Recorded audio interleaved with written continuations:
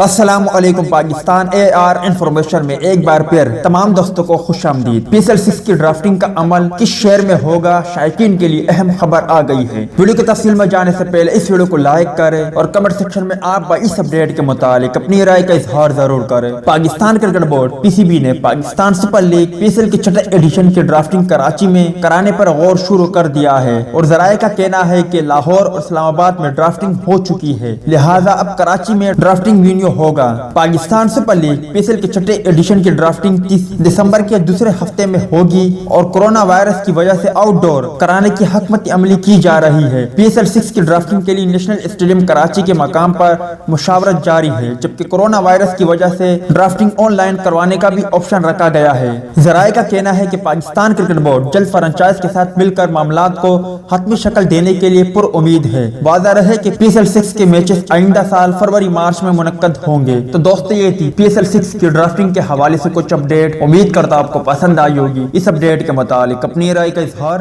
Comment box میں ضرور دیں۔